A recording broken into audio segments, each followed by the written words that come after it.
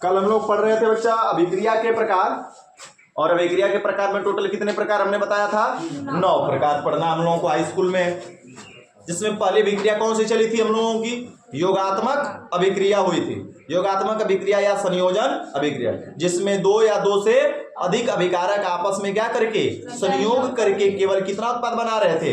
एक उत्पाद बना रहे थे, तो हम उसको कहे कौन सी अभिक्रिया हो रही है? योगात्मक अभिक्रिया हो रही है। दूसरा पॉइंट क्या था? उसके एग्जांपल, सारा का सारा एग्जांपल समझ में आ गया था सबको? हमने बताया था कि 3 तरीके से योग हो सकता है। तत्व तत्व का योग हो सकता है, यौगिक यौगिक का योग हो सकता है, तत्व और यौगिक का योग हो सकता है। तो पूरे टोटल 3 टाइप से योग हो सकते हैं अभिक्रियाओं में। तत्व तत्व में जैसे H2 + O2 मिलकर H2O बना लिया जी।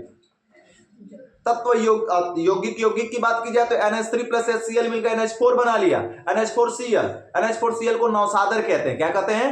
नौसादर या अमोनियम क्लोराइड। और यौगिक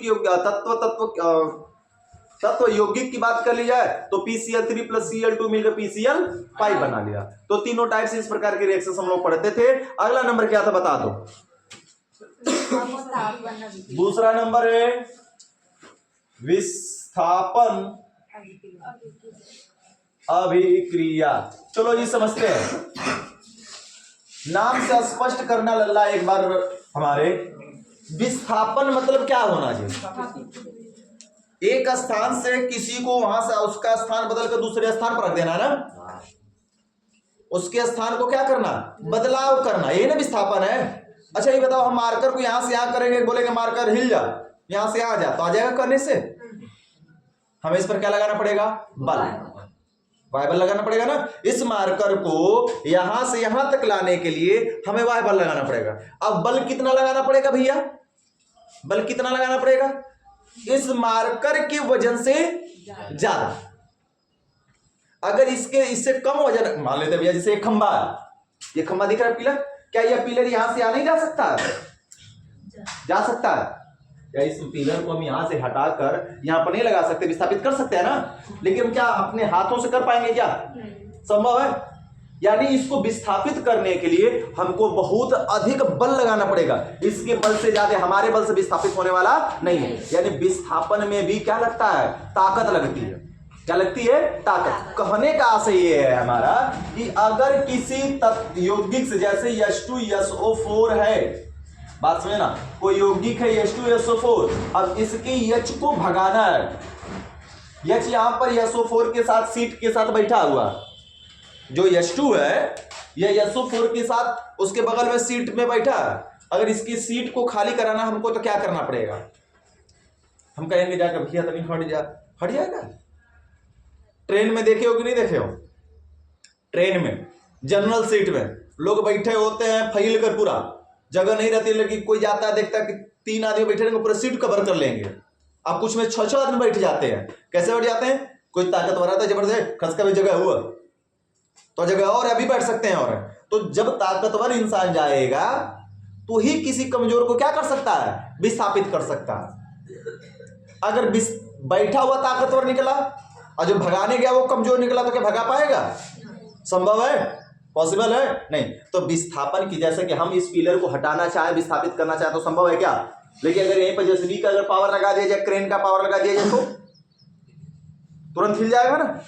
1 मिनट में यहां से पिलर हिलकर वहां चला जाएगा, अलग जगह पे चला जाएगा, विस्थापित हो जाएगा। तो कहने का आशय यही है कि किसी भी अभिक्रिया में अगर अभिक्रिया करा रहे हैं तो कोई अधिक क्रियाशील तत्व, मान लेते जैसे जिंक है, अधिक क्रियाशील तत्व जो है कम क्रियाशील वाले तत्वों को उसके स्थान से विस्थापित करके, वह रासायनिक अभिक्रिया जिसमें एक अधिक क्रियाशील तत्व कम क्रियाशील वाले तत्वों को, यौगिक से कम क्रियाशील वाले तत्वों को उसके स्थान को विस्थापित करके उसके स्थान को ग्रहण कर लेता है, तो उसे क्या कहते हैं भैया? विस्थापन अभिक्रिया कहते हैं। मामला समझ में आ गया? फिर से रिपीट करते हैं भैया। अब कैसे पता चलेगा कि इससे ज्यादा ताकतवर है? एक तो ये भी बात आती है कि सर जी ताकतवर की आप बात करें कि एक ताकतवर कमजोर को विस्थापित कर देगा। अब जैसे हम बात कर ले, ये इसको विस्थापित तो कर रहा है, क्या अगर यहीं पर यह Cu होता, Cu + H2SO4 होता, क्या यह विस्थापित करेगा? नहीं कर पाएगा। क्योंकि Cu हाइड्रोजन से कमजोर होता है। तो कैसे हमको पता चल गया है कि कमजोर होता है? अगर ये Cu की जगह हम कहते हैं कि नहीं सर जी ये देखिए Na है जो HCl से H को विस्थापित कर सकता है, तो कैसे हमें पता चला कि यह HCl से H को विस्थापित कर सकता है? कुछ तो आइडिया लगाए होंगे हम। या फिर अगर हम बात कर लें कि सर जी जो Fe है वह ZnCO3 से जिंक को विस्थापित कर देगा, कैसे पता चला कि विस्थापित कर देगा? इसके लिए एक अगला लेसन जो आता है अम्ल क्षार एवं लवण, उसमें सक्रियता श्रेणी पढ़ते हैं हम लोग। कौन से श्रेणी पढ़ते हैं? सक्रियता श्रेणी, यानी किसकी क्रियाशीलता सबसे अधिक है। कौन सा? देखो भैया, घर में 2 किस्म के लड़के होते हैं। अगर किसी के घर में 2-3 लड़के भाई बहन है तो उसमें 2 किस्म के होंगे। एक होगा फरहर, कहते हैं लोग भैया बड़का हमारा छोटका लड़का होता है ठीक है, कोनो काम करा तो फटफट कर दे। बड़का दादा घूर का मतलब क्या? वो कम क्रियाशील है, 10 बार हरिया उसको आ जाएगा, काम कहा जाएगा तब जाके करने जाएगा। और छोटका खसी पर चिल्ला था तो तुरंत जाके काम करके आ जाता। इसका मतलब जो छोटका है वो ज्यादा क्रियाशील है और बड़का जो है कैसा है? कम क्रियाशील है। बात समझ में आ गया? जैसे विकास भैया भिंडी कोड़ना हुआ, ये अस्किता के भाग गया है, लेकिन इसके घर पे जो पकड़ा गया होगा अब वो काम कर रहा होगा। मामला समझ में आया? तो यही है भैया कि क्रियाशीलता निकालने के लिए एक विद्युत रासायनिक श्रेणी है जिसको हम लिख रहे हैं, और यहां पर याद कर लेंगे। देखिए इसका पूरा विस्तार अम्ल क्षार एवं लवण वाले में सक्रियता श्रेणी को पढ़ेंगे। देखो याद करने का कोड है उसका, लिक बा सर का ना मंग अल मन जन कर के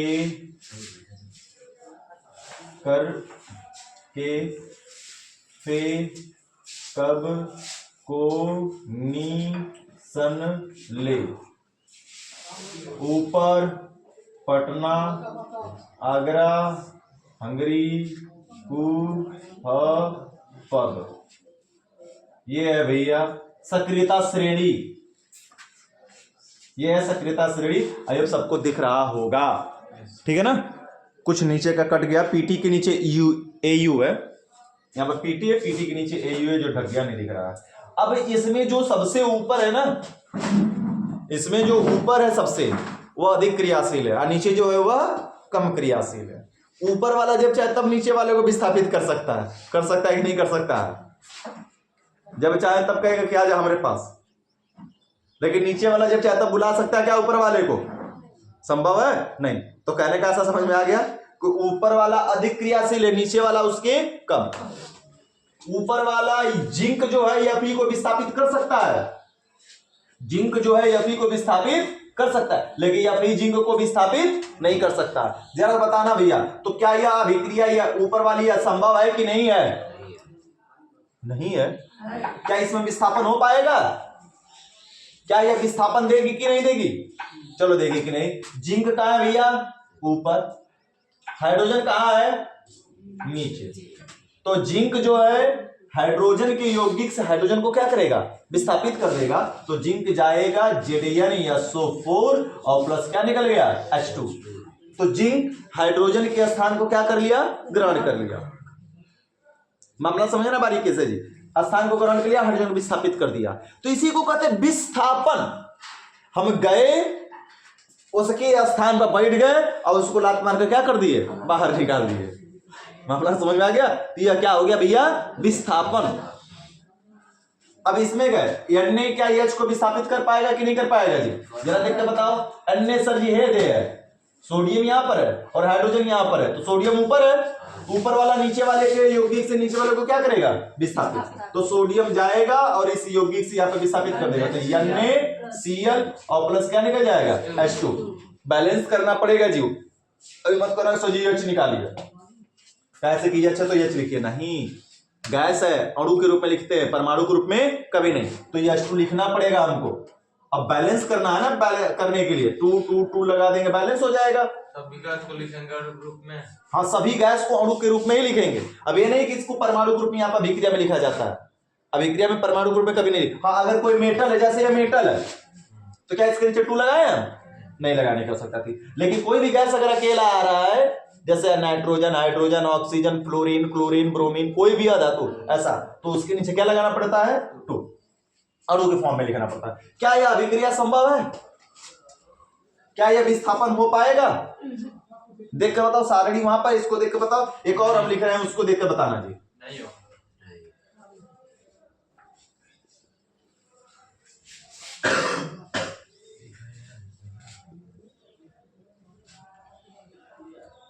यह दो अभिक्रिया, क्या इसमें विस्थापन दोनों में होगा कि नहीं? नहीं हो। चलो पूछते हैं क्यों और कैसे। खड़ा हो जाओ ये बीच में, बीच में। हाँ, क्या इस वाले अभिक्रिया में Fe जिंक को विस्थापित कर सकता है? Fe जो इकलौता दिख रहा है, क्या जिंक को, जिंक कार्बोनेट से जिंक नहीं हो पाएगा। नहीं हो पाएगा? क्यों भैया? सर हाँ, वहाँ पे नहीं है सर। यहाँ पर क्या नहीं है? जिंक तो क्या ना अरे Fe नहीं है सर। क्या नहीं है फिर? है और ये दरिया वाला नहीं लग रहा है सर, ये इसका नहीं है। ये ZnCO3 है। चलो हटिए सर, हटिए बताएं। ये कोहरा इतना क्यों फैलने लगा जी? कोहरा है कि धुआं आ रहा है वहां से? दिमाग लगाया आज सर जी। Fe जो है ना, जिंक को कभी भगा नहीं पाएगा। बैठ का गया, बैठने के लिए बोले दोनों को खड़ा। Fe जो है जिंक को विस्थापित नहीं कर पाएगा। क्यों? क्योंकि भगाने वाला कहाँ हो गया? नीचे, और भागने वाला कहाँ हो गया? ऊपर। तो ऊपर वाला नीचे वाले को भगाएगा ना, कि नीचे वाला ऊपर वाले को भगा पाएगा? नहीं। तो यानी कि सर जी इसमें विस्थापन नहीं होगा, नो रिएक्शन, कोई विक्रिया नहीं होगी। क्या इसमें होगी? बैठ जाओ तुम भी बैठो भैया, समझ में आया? हाँ कि हाँ? किससे पूछा जाए? किस चंडाल से? चंडाल नंबर, चलो भैया खड़ा हो जा, तुम ही खड़ा हो जा पाल। नीचे वाले विक्रिया में बताओ क्या बनेगा उस पर? नहीं बनेगा। नहीं। क्यों?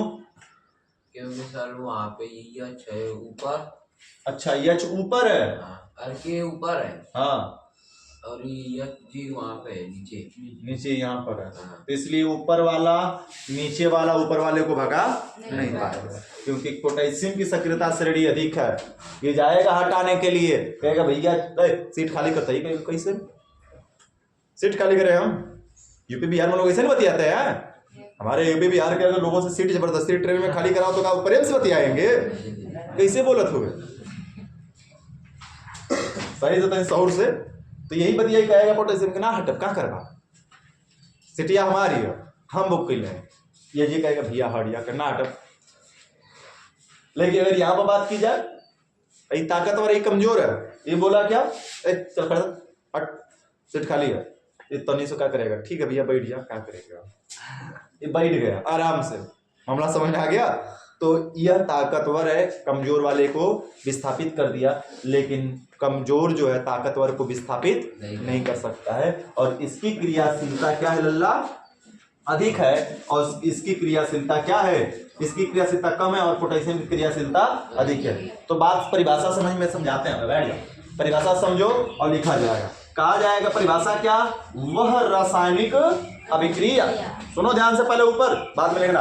वह रासायनिक अभिक्रिया जिसमें एक अधिक क्रियाशील तत्व, एक अधिक क्रियाशील तत्व कम क्रियाशील वाले तत्व के योग, कम क्रियाशील वाले तत्व को, कम क्रियाशील वाले तत्व को उसके यौगिक से विस्थापित करके, उसके यौगिक से विस्थापित करके उसके स्थान पर स्वयं ग्रहण कर लेता है, यानी उसका स्थान ग्रहण कर लेता है, तो उसको अभिक्रिया को क्या कहते हैं? विस्थापन अभिक्रिया कहते हैं। चलो लिखा जाए, वह रासायनिक अभिक्रिया, वह रासायनिक अभिक्रिया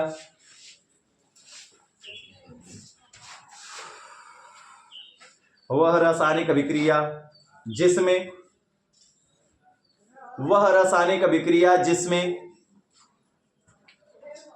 जिसमें अधिक क्रियाशील तत्व,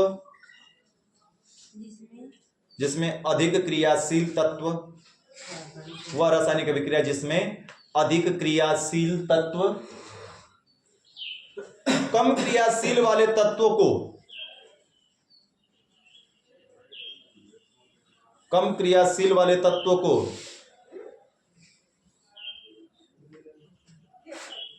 अधिक क्रियाशील,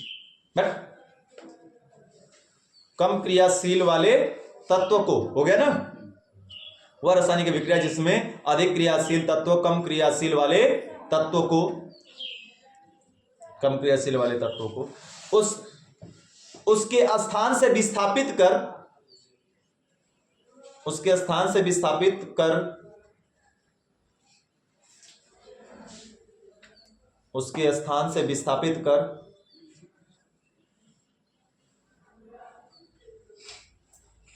विस्थापित कर देता है, ऐसे लिख दो, उसके स्थान से विस्थापित कर देता है, उसके स्थान से विस्थापित कर देता है और स्वयं उसका स्थान ग्रहण कर लेता है, और स्वयं उसका स्थान ग्रहण कर लेता है, और स्वयं उसका स्थान ग्रहण कर लेता है, विस्थापन अभिक्रिया कहलाती है। कौन सी विक्रिया कहलाती है बच्चा? विस्थापन अभिक्रिया कहलाती है। बात समझ में आ गई कि नहीं? बताना जी, कोई दिक्कत? सही बच्चा, कि वह रासायनिक अभिक्रिया जिसमें अधिक क्रियाशील तत्व कम क्रियाशील वाले तत्वों को उसके स्थान से विस्थापित कर उसका स्थान ग्रहण कर लेता है, उसे क्या कहते हैं? विस्थापन अभिक्रिया कहते हैं। क्लियर है? एक और देख लेते हैं बच्चा। अगर हम बात करें इसी में, कैल्शियम है, कैल्शियम की अभिक्रिया किसके साथ करा दे हम? तो कैल्शियम की अभिक्रिया करा देते हैं ZnCO3 के साथ। अब बताओ, कैल्शियम जिंक को विस्थापित कर देगा कि नहीं कर देगा? कर देगा। कैल्शियम यहाँ पर है सर, जो जिंक नीचे है, तो ऊपर वाला नीचे वाले को क्या करेगा? विस्थापित। तो यहाँ से भगा देगा, तो ये हो जाएगा CaCO3 और प्लस क्या मिल जाएगा? Zn। क्लियर है ना? अब यहाँ पे Zn को Zn2 मत लिखने लगना, ये धातु है, धातु परमाणु अणुरूप एक ही जैसा होता है इसका, जिंक को Zn से ही लिखेंगे। एक और देख लेते हैं भैया, जैसे एल्यूमिनियम है, एल्यूमिनियम की बात कर ली जाए कि सर जी SnCl2 है। अरे ठीक है, ब्लड डोनेट करना चाहिए बच्चा। SnCl2 है तो Al जाएगा, Sn को विस्थापित कर देगा, तो AlCl3 बनाएगा। अभी मत करना कि सही Cl2 बना लेगा। कारण क्या है भैया? कारण ये है कि Al की वैलेंसी कितनी होती है? 3, और Cl की कितनी होती है? 1। याद करो, 9 में पढ़ाए हैं। तो त्रिया गुणा करेंगे तो क्या बनेगा? AlCl3। विस्थापित किया तो कौन निकला भैया? वहां से Sn निकल गया, Sn निकल गया। अब तो बैलेंस करने की बात है ना, बैलेंस करेंगे, 3 लगाएंगे। अरे यहां पर कितना लगा दे? 3, 3 दूना की 6, तो यहां पर भी कितना लगा देंगे? 2, 2 तिहाई 6, एल्यूमिनियम 2, 2 Sn3 बैलेंस हो गया अनुमान विधि से। पहला दूसरा तीसरा लेक्चर में हमने अनुमान विधि बताया हुआ और अनुमान विधि द्वारा बैलेंस कर लिया गया। ये पूरा एग्जांपल उतार लो। अरे देखो भैया, इसका नाम है सल्फ्यूरिक अम्ल, सल्फ्यूरिक अम्ल। इसका नाम है जिंक सल्फेट, जिंक सल्फेट। इसका तो जानते हैं हाइड्रोक्लोरिक अम्ल, इसका सोडियम क्लोराइड, पता है ना? इसका नाम है जिंक कार्बोनेट,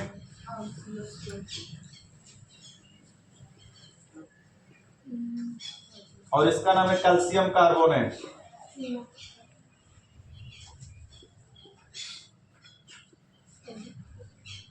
कैल्शियम कार्बोनेट। इसका नाम है स्टेनस क्लोराइड,